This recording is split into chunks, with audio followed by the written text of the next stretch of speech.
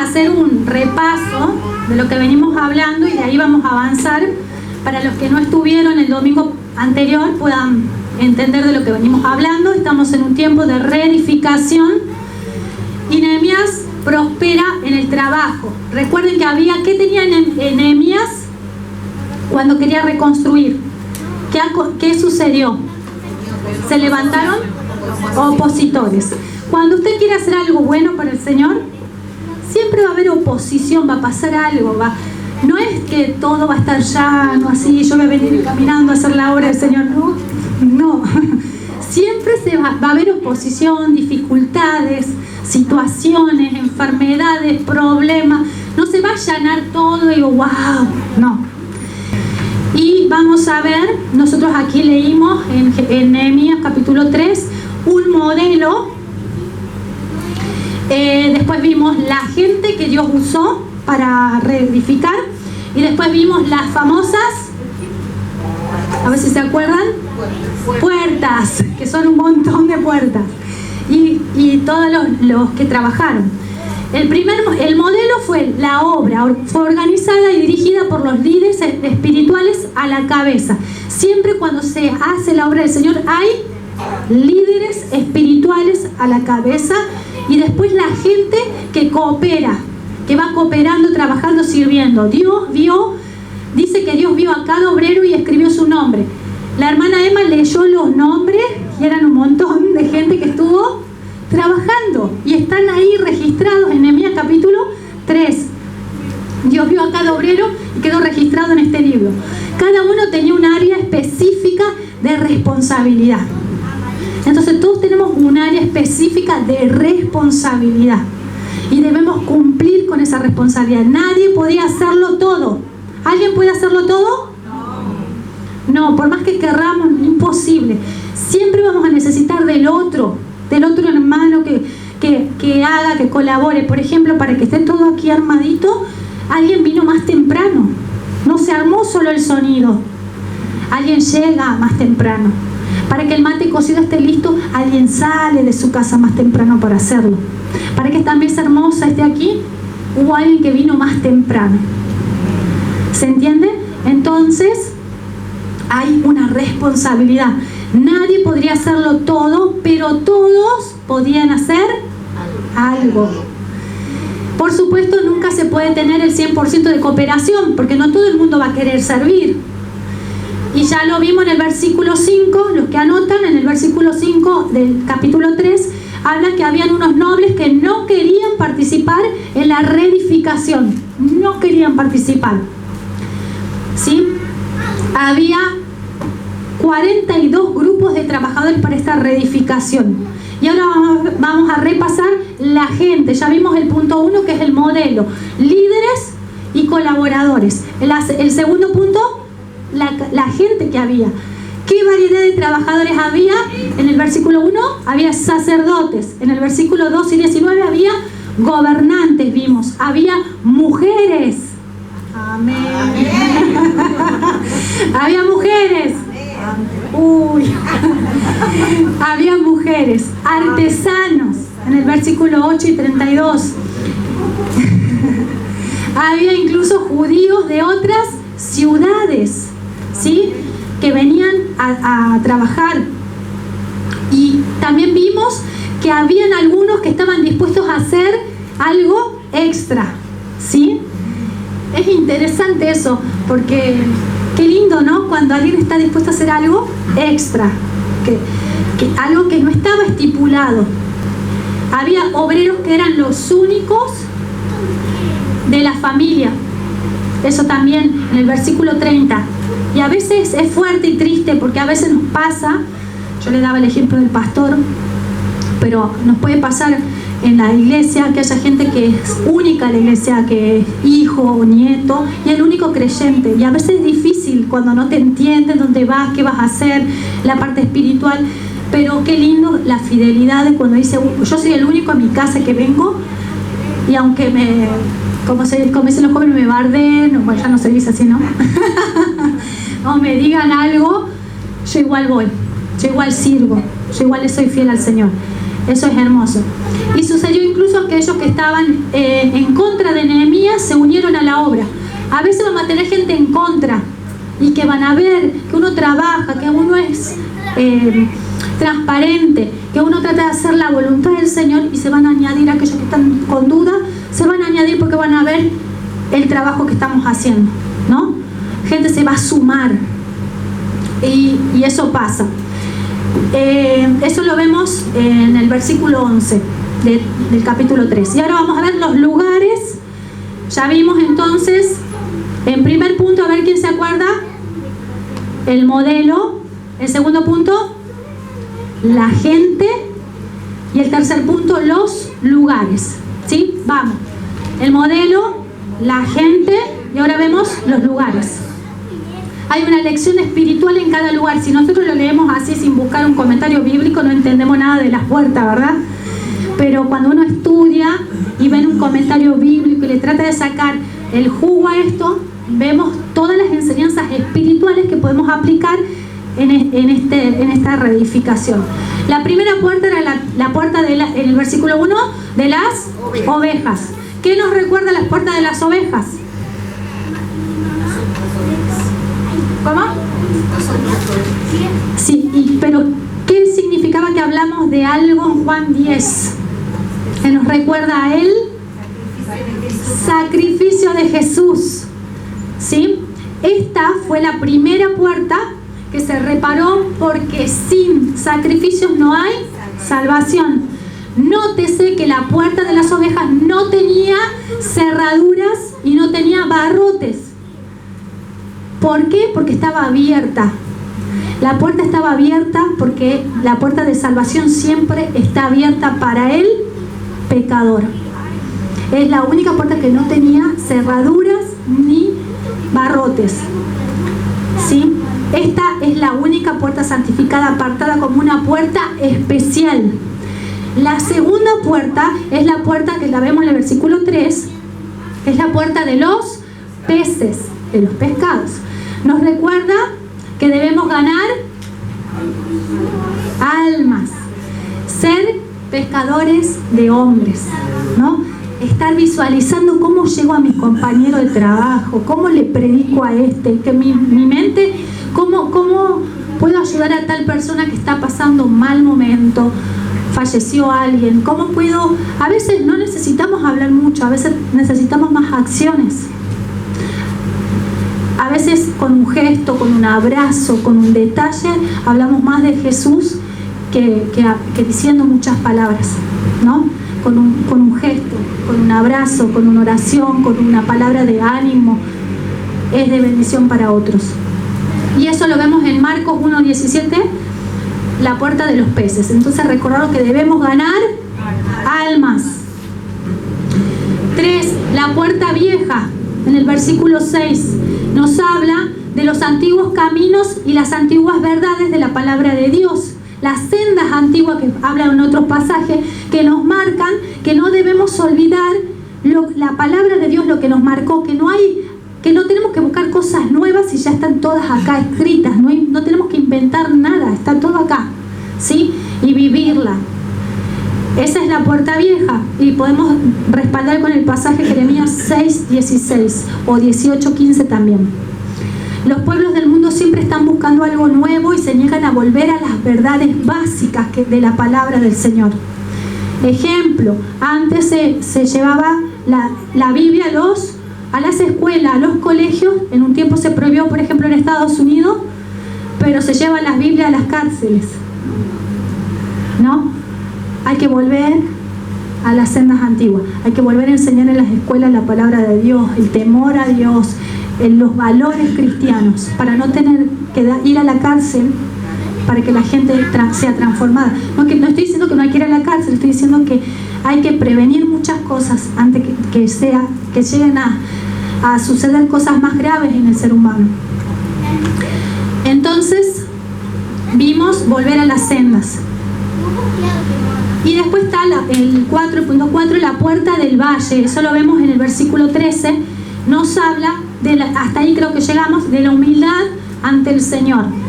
Cuando habla de la humildad ante el Señor, la puerta del del valle nos habla en Filipenses 2 que vemos a Cristo descendiendo de la gloria del cielo al valle de las limitaciones humanas, despojándose hasta la muerte. Qué humildad y qué humillación más grande. O sea, ejemplo más grande de humildad no vamos a encontrar en un ser humano, vamos a encontrar en Cristo, que se hizo hombre pero se despojó para caminar, para mostrarnos. Amén. Entonces que podamos caminar con esa humildad, con esa sencillez. A nadie le gusta el valle de la sombra y muerte, a nadie le gusta pasar por tiempos duros, a ninguno de nosotros, pero a menudo Dios tiene que llevarnos allí para bendecir nuestras vidas, porque a veces en esos valles donde entendemos muchas cosas que cuando está todo bien no lo entendemos. Yo estaba escuchando hace un tiempo atrás, estaba escuchando a enfermos de cáncer que decían: yo le agradezco esta enfermedad. Y uno dice qué paradoja, qué contradicciones agradecer que tener cáncer terminal. Pero decía, este cáncer a mí me enseñó muchísimas cosas, a valorar muchísimas cosas, decía la gente, y lo escuché muchas veces en enfermos de cáncer. ¿Y qué quiere decir esto? Que muchas veces ese valle duro, difícil, nos forja el carácter, nos hace ser más humildes, nos hace cambiar muchas cosas. Ya no miramos igual, ya miramos desde otra óptica. ¿Por qué? Porque nos hace ver lo que Dios quiere que nosotros veamos. Amén. Y ahora vamos a entrar a una puerta nueva, que es en el punto 5, a la puerta de la ligera. En el versículo 14 dice: Malquías, hijo de Recab, gobernador del distrito de Bet Jaquerén, reconstruyó la puerta del basurero y la colocó en su lugar con sus cerrojos y barras. O sea que la puerta de la ligera era el basurero de la ciudad. Esa era la puerta. ¿Y qué nos enseña esta puerta? Es evidente que es la puerta por la que sacaban los residuos de la ciudad. Imagínense lo difícil que debe haber sido arreglar esa puerta, estando ahí, todo eso, olor, ¿no?, tan fuerte. Sin duda, esto nos habla de la limpieza de nuestras vidas, que Dios tiene que sacar todo aquello que no sirve, aquello que no le agrada, aquello que estorba la comunión con el Señor. El pecado no deja que fluya, que tengamos comunión con el Señor. Corta la comunión con el Señor, el pecado. Y para que no haya eso, tenemos que hacer una limpieza. ¿Y cómo hacemos una limpieza? Reconocer: Señor, esto me pasa, esto es real, esto me está sucediendo, necesito que me limpies, que me perdones y que me ayudes a vivir en santidad. ¿Cuántos dicen amén? Amén. Isaías 1, 16 al 17 dice: límpiense, aparten de mi vista sus obras malvadas, dejen de hacer el mal, aprendan a hacer el bien, busquen la justicia, restituyan al oprimido, aboguen por el huérfano y defiendan a la viuda. Amén. Buscar hacer el bien, incluso en situaciones osarias de nuestras vidas que huelen muchas veces a basura. Tenemos que reconocer delante de nuestro Padre: esto no está funcionando, Señor, esto está mal en mí, ayúdame. Quiero buscar los recursos espirituales que has dejado en tu palabra para vencer esto y ser limpio. Amén. La puerta de la fuente, en el versículo 15, ilustra el ministerio del Espíritu Santo. La puerta de la fuente, Juan 7, 37 al 39 también habla. Juan 7, 37 al 39. El último día, el más importante de la fiesta, Jesús se levantó y dijo en voz alta: el que tenga sed, venga a mí y beba, porque las Escrituras dicen: ríos de agua viva brotarán de dentro del que cree en mí. Cuando habló del agua viva, se refería al Espíritu Santo, que más tarde sería dado a todos los creyentes. ¿Cuántas veces nos sentimos secos? ¿Cuántas veces nos sentimos que no damos más, que luchamos contra nuestra humanidad, con nuestro carácter, con nuestro orgullo, con lo nuestro, porque nos posicionamos en yo. Pero cuando somos quebrantados por el Señor, es como que bajamos la guardia. O ustedes nunca han hablado con alguien que está alterado. Que cuando usted quiere arreglar algo y la persona sigue alterada y no puede hablar, y uno dice, no baja la guardia, ¿no? ¿Cómo hablo? ¿Cómo arreglo si no baja la guardia? Me va a meter un bife, me va a meter una piña. Pero cuando la persona baja la guardia, uno puede hablar civilizadamente, como se dice, y llegar a un acuerdo. Bueno, qué importante es reconocer que estamos secos, bajar la guardia, decir, Señor, acá estoy y me siento seco, me siento sin fuerzas, me siento mal espiritualmente, necesito de tu Espíritu, necesito que las partes secas de mi vida sean llenas de tu Espíritu Santo y fluya vida, propósito en mi vida. ¿Cuántos dicen amén? Amén. Necesitamos que esos ríos de agua viva fluyan, nos llenen, nos reaviven la sequedad de nuestra alma. Es interesante notar el orden de las puertas que estamos viendo. Primero viene la puerta de la humildad que vimos, que es la puerta del valle. Esta puerta viene primero, ser humilde, bajar la guardia, reconocer. Luego viene la limpieza, la puerta de la basura que hablamos, la limpieza, necesitamos ser limpios. Y luego viene la plenitud del Espíritu Santo. Pero primero tenemos que pasar, ser humildes como Cristo, reconocer que necesitamos esa limpieza y luego recibir esa llenura del Espíritu Santo. La puerta de las aguas en el versículo 26, 3:26, habla de la palabra de Dios que purifica al creyente. La palabra nos purifica. La palabra es un espejo, no es para el otro. No es para para Pepito viene de 10. Es para mí. Tengo que leer la Biblia para mí. Ay, ¿cómo sería? Ay, esta prédica la tenía que escuchar aquel. No, yo la tengo que escuchar. Yo tengo que aplicar la palabra de Dios a mi vida. Entonces, cuando yo leo, es un espejo, me muestra, acá tengo que pasar por esta puerta. Me falta humildad. Usted sabe, yo no tengo que decir lo que a usted le pasa porque yo no sé. Pero yo sé lo que me pasa a mí. Y yo sé cuáles son las puertas que Dios tiene que trabajar en mi vida. Porque nadie de los que estamos aquí somos perfectos. Todos tenemos que ser trabajados por el Espíritu Santo. Si estoy dándole poco tiempo al Señor, será que tengo que tener más intimidad y esas partes secas de mi vida tienen que ser llenas con el Espíritu Santo.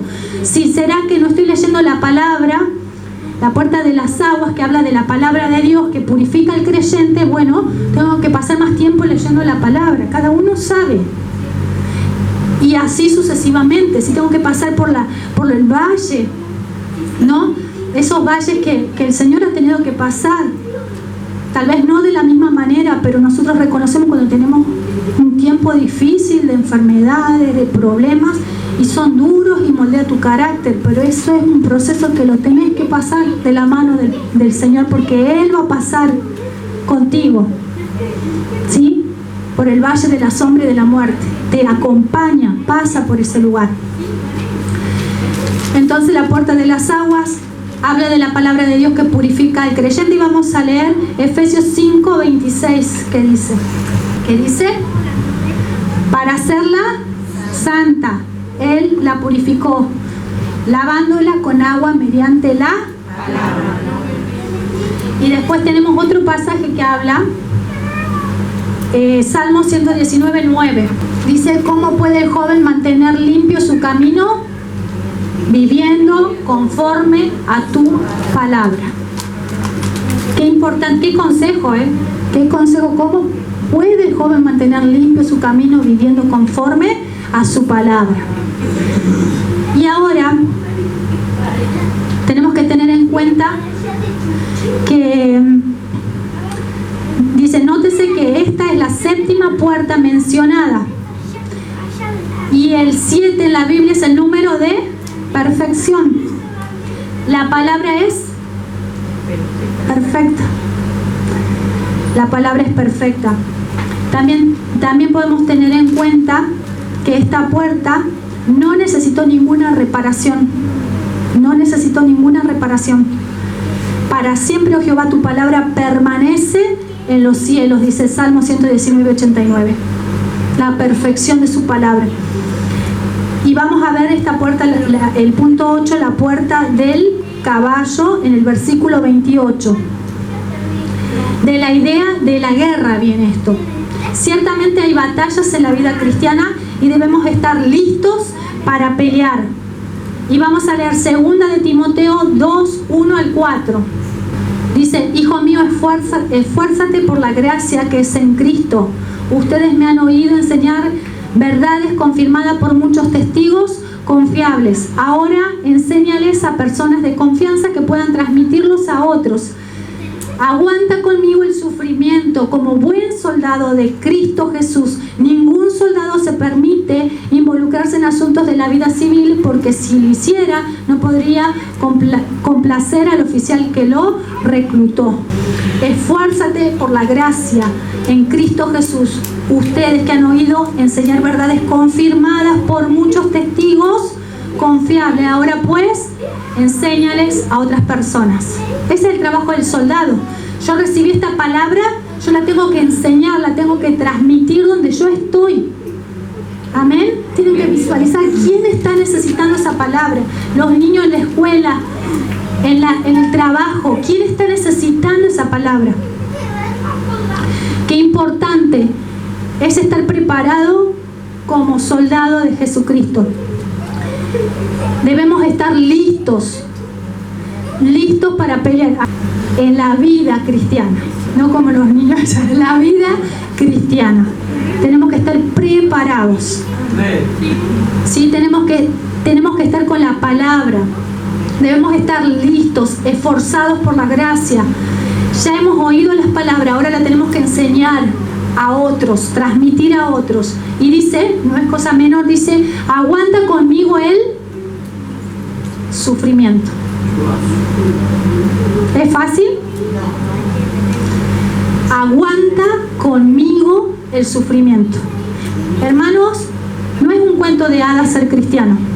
No es un cuento de hadas, ay, todo brilla, todos los colores, no.